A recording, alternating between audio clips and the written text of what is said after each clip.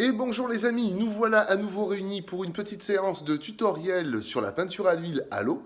Mais ça tient aussi pour la peinture à l'huile normale. Ça passe limite aussi pour l'acrylique et pour la gouache. Donc, on va partir sur notre petite tablette en verre sur laquelle nous aurons fait nos mélanges. Et au couteau bien sûr.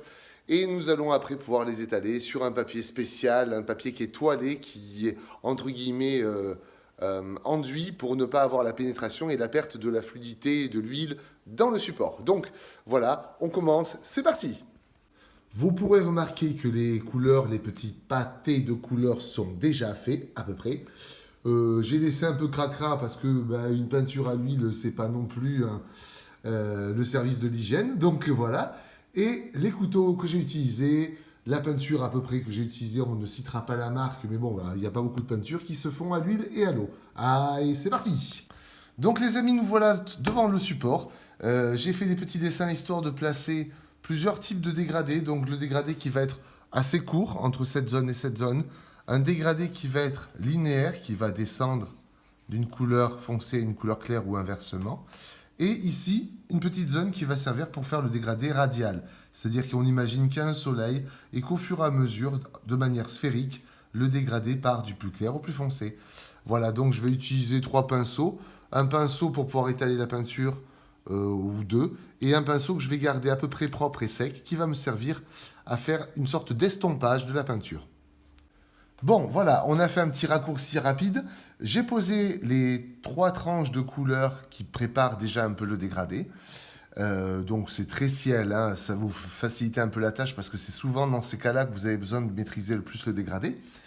Donc ici, j'ai placé toujours plus foncé au plus clair, voilà, comme je vous l'avais dit. Et maintenant, on va faire la technique en détail. En fait, comme vous voyez, il y a 3 zones qui sont franchement découpées. Et bien, avec mon pinceau sec, que j'aurais essuyé auparavant, bien sûr, j'ai évidemment commencé du plus foncé au plus clair, histoire de laver un minimum mon pinceau et surtout de l'essuyer pour passer d'une couleur à l'autre couleur. Donc, maintenant que j'ai mes 3 zones, je vais faire une zone intermédiaire entre chacune. Voilà, je vais faire des petites hachures. Vous voyez, ces petites hachures, elles passent d'un côté à l'autre. Et en passant plusieurs fois, ça fait comme s'il y avait déjà une quatrième couleur qui était entre les deux. Ok. Voilà. Après, je vais faire une autre zone entre ces deux-là. Et comme vous pouvez vous apercevoir, ça donne déjà une petite impression de dégradé. Voilà. Je laisse bien sûr toujours un peu de la couleur de base intermédiaire. Voilà. Je réessuie mon pinceau. Je fais la même chose. Alors, pour le dégradé radial, je vais devoir faire comme si ici il y avait le centre de la lumière et que mes coups de mes coups de pinceau, mes hachures, tournaient comme autour d'une montre. Ok. Voilà. Donc mes hachures à peu près dans le genre, voilà, qui donne l'impression que ça rayonne, comme les rayons du soleil quand on est petit, hein, et qu'on fait des petits rayons autour de la bouboule. Voilà, voilà, voilà. Hop. Alors ici, je peux essuyer un petit peu mon pinceau avant de passer à l'autre touche. Hop, hop, hop. Alors, j'ai pas pris un pinceau tout à fait adapté, hein. Normalement, pour faire ce genre de choses, avec de la peinture un peu épaisse, le pinceau devrait être un peu plus rigide. Alors, on y arrive, parce que j'ai mis un tout petit peu d'eau dans ma couleur, mais c'est pas fou non plus, hein, je précise. Hop, voilà. Donc, comme vous pouvez vous apercevoir, on ne voit pas de démarcation nette entre chacune des couleurs. Voilà. Et il reste un petit peu de la couleur de base des 3 rangées. Pour le dégradé qui va être, entre guillemets, un dégradé court, je ne vais pas faire de hachure, ce serait trop long et assez inutile. Pour le dégradé court, on va directement passer à un pinceau. Alors là, vous voyez, c'est un pinceau plat, voilà, en brosse. Il a un peu le sens de la coupure de mon poignet.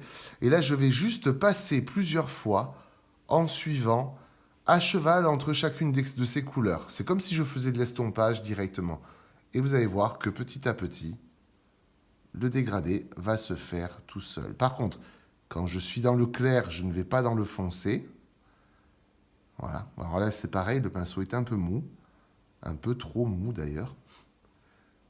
Et quand je suis dans le foncé, je ne retourne pas dans le clair. Donc maintenant, je me décale et je vais aller dans la couleur intermédiaire. Et maintenant, dans la couleur foncée. Et vous voyez, le fait de passer plusieurs fois rend la frontière entre ces couleurs bien moins visible. Alors vous voyez, quand je fais quand je reviens, je vais nécessairement devoir remonter d'un bout à l'autre pour pouvoir finir comme ça. Alors c'est pas parfait parce que normalement c'est une technique qui se fait sur des petites zones. Voilà. Et si par hasard c'est vraiment imparfait, on peut toujours faire des petites hachures par-ci par-là pour casser l'impression de coupure franche. Voilà, j'ai mis un petit peu de couleur et je repasse en passant tout doucement.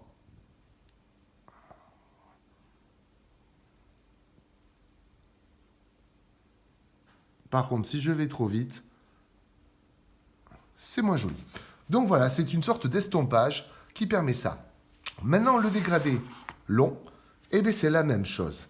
Je commence par ma couleur, par exemple, claire si je veux la remonter ou foncée si je veux la redescendre. Et là, je vais brosser doucement, bien à plat, histoire d'effacer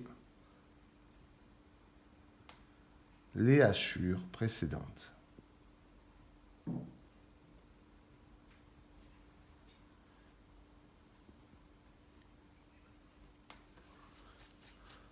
Si vous trouvez que ce n'est pas suffisamment parfait, vous pouvez repasser un peu. Et si vous voyez par exemple là, vous voyez, ça fait une petite surépaisseur, eh bien je peux passer plusieurs fois pour enlever l'excédent de peinture. Voilà. Et maintenant, je rebrosse tout doucement. Alors mes pinceaux sont très doux, un peu trop doux. Avec des pinceaux un peu plus durs, vous aurez un peu plus de traces, mais vous gagnerez du temps sur le mélange. Hop. Alors vous voyez, il y a quelques petites démarcations. Ces petites démarcations, on peut s'en débarrasser. Toujours pareil, en faisant un peu de hachure. Encore une fois, un petit peu de hachure. Hop, j'essuie mon pinceau avant de changer de couleur. Un peu de hachure. Voilà. Pareil ici, un petit peu de hachure. Je rebrosse dans l'autre sens après avoir bien essuyé mon pinceau. Hop, qui commence à être bien chargé à force.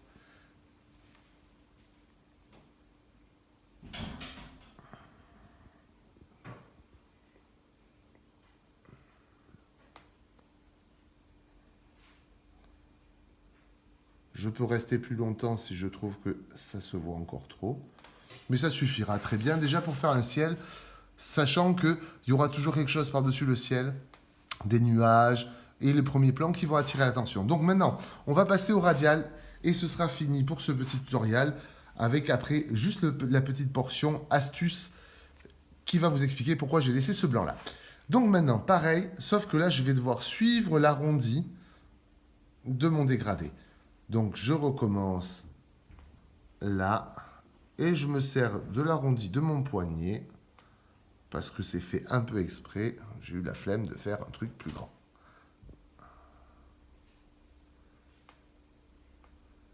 Voilà. Mes hachures disparaissent. Vous voyez, je ne m'embarrasse pas, je sors de mon cadre. Hein. Ne vous inquiétez pas, dans tous les cas, on finit toujours à l'extérieur du dégradé pour ne pas avoir de traces. C'est pour ça qu'en peinture à l'huile, il vaut mieux faire le fond un peu avant le reste. Voilà. On voit quelques hachures, qu'à cela ne tienne. Enfin, on voit quelques fissures, on fait des hachures et on se débarrasse de la démarcation. Alors bien sûr, si je rajoute de la couleur directement dedans, ça ne va pas aller. Donc surtout si je le mets dans le très foncé, ah là là, mince, j'ai fait une bêtise. Donc je vais d'abord le mélanger à tout le reste. Voilà, tout doucement. Et hop, ça y est, il n'y paraîtra plus. Tant que je n'essuie mon pinceau avant de passer à une autre couleur, l'estompage fera toute la différence. Et là, on est en arrondi. Alors évidemment, c'est qu'un quart d'arrondi, donc c'est peut-être aussi plus facile. Quand vous allez vouloir faire un demi-arrondi complet, ça sera un peu moins simple. Voilà, voilà. Donc ici, vous pouvez vous apercevoir, les dégradés sont quand même pas mal réussis. Et c'est pas très long à faire. Voilà, voilà.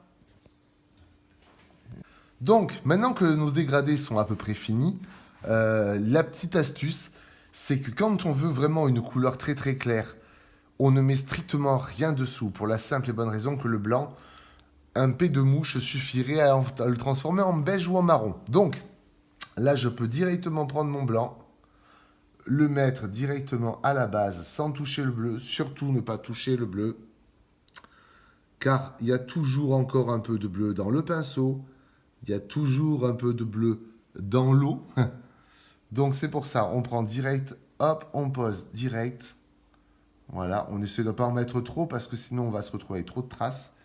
Et si par hasard j'ai envie de mettre un peu de lumière ici, je peux très bien déposer directement mon blanc là où j'ai envie. J'essuie mon pinceau, hop, repareil, on refait des hachures, toujours dans le même sens, hop, hop, hop, je fais des hachures, pareil ici, je fais des hachures, enfin, oui, à peu près, voilà, qui viennent couper un peu mes deux zones ensemble, une sorte de petite cicatrice ou de couture, voilà, sauf pour le dégradé court, où là, on va juste passer directement avec le pinceau. Donc là, je change de pinceau parce que j'ai la flemme de nettoyer l'autre. Je prends direct et je laisse glisser et je suis la courbe. Et pour ce dégradé court, c'est fini.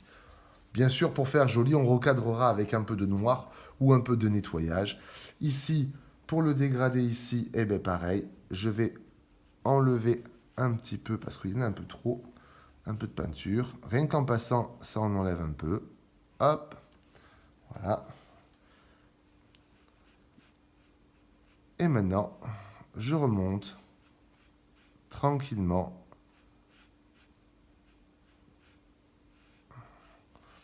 Et voilà, dès que je vois plus de démarcation nette, c'est que c'est bon. Donc pareil ici, j'estompe la partie de mélange.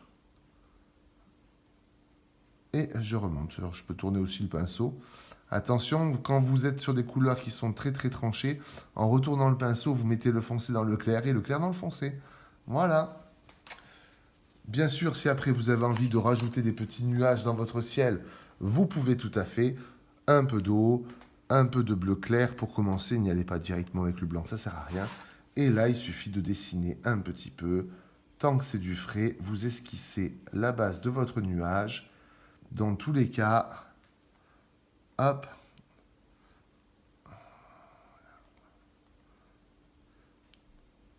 ça peut pas être moche. Et au fur et à mesure, vous mettez de plus en plus de lumière. Ou vous pouvez directement aussi attaquer au blanc pur si votre peinture est bien fraîche. Et là, vous allez voir évidemment, c'est plus rapide. Le contraste est plus net. Voilà. Et si on se rappelle bien, plus c'est loin, plus c'est clair. Et ça prend la couleur du ciel. Voilà. On va mettre un peu de mouvement.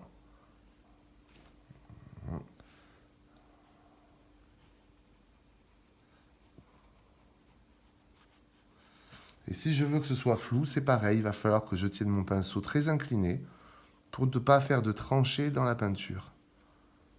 Et là, je rajoute un peu de flou. Hop. Parce que mon pinceau passe un peu à cheval entre les deux couleurs. Voilà. Sachant que si vous voulez vraiment avoir un nuage très très très blanc, eh bien, il faut une grosse épaisseur. Comme vous voyez, là, je mets une grosse dose. Et là, il va être bien blanc. Mais dès que je vais le frotter, au revoir le blanc. Hop. Donc là, je vais reprendre un pinceau un peu plat.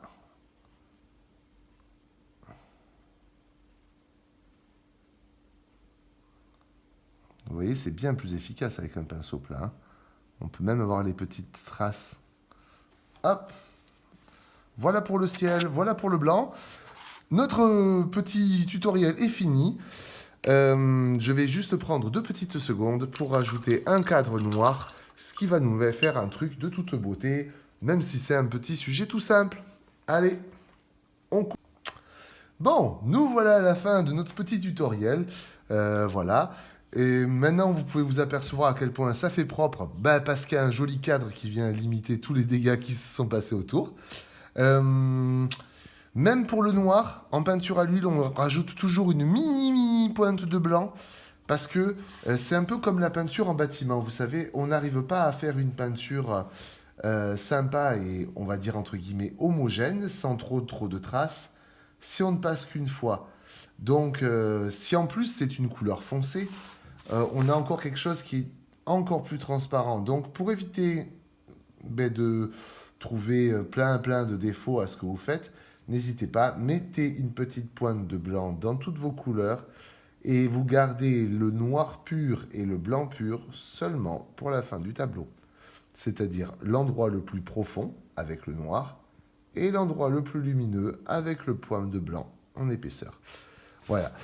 Donc plus c'est propre, moins il y a de choses qui attirent l'œil, plus l'œil est attiré par ce qui est joli et ce qui est travaillé. Voilà. Donc le neutre qui est autour fait ressortir le dégradé et finalement on se dit pas oh tiens il y a des trucs partout, c'est pas parfait. Non, on se pose pas la question.